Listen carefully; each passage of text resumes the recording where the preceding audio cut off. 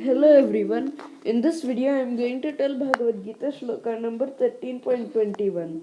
In the previous sloka, Lord Krishna told Arjuna that material nature and the living entities should be understood to be beginningless, and that the transformations and the modes of matter are the products of material nature.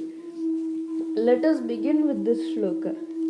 कार्यकारणकर्तृत्वे हेतुः प्रकृतिरुच्यते पुरुषः सुखदुःखानां भोक्तृत्वे हेतुरुच्यते. The meaning: karya of effect, karana and cause, kartrutve in the matter of creation, hetuhu the instrument, prakriti material nature, uchyate is said to be, purushah the living entity, sukha of happiness, dukkhanam and distress, bhoktritve in enjoyment, hetuhu the instrument, uchyate is said to be. The whole meaning is, nature is said to be the cause of all material causes and effects, whereas the living entity is the cause of the various sufferings and enjoyments in this world. Srila Prabhupada explains, the different manifestations of body and senses among the living entities are due to material nature. There are 8,400,000 different species of life, and these varieties are creations of the material nature.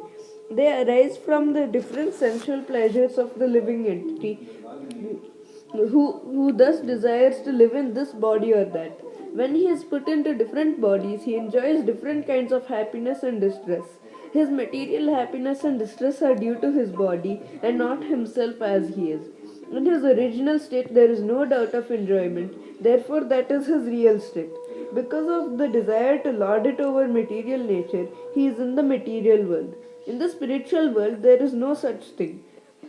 The spiritual world is pure, but in the material world, everyone is struggling hard to acquire different kinds of pleasures for the body. It might be more clear to state that this body is the effect of the senses. The senses are instruments for gratifying desire.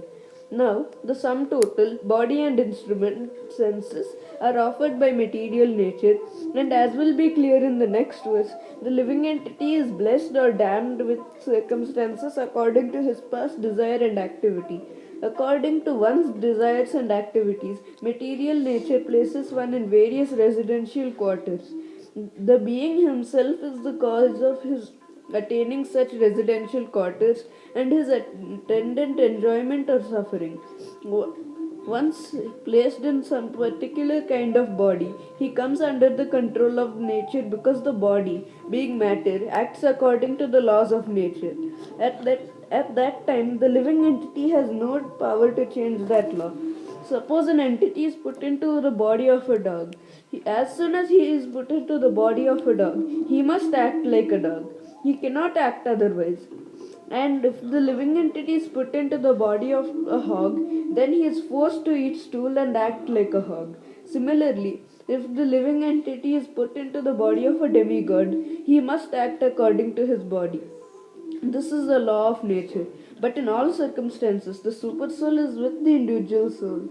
That is explained in the Vedas, the Mundaka Upanishad 3.1.1 as follows.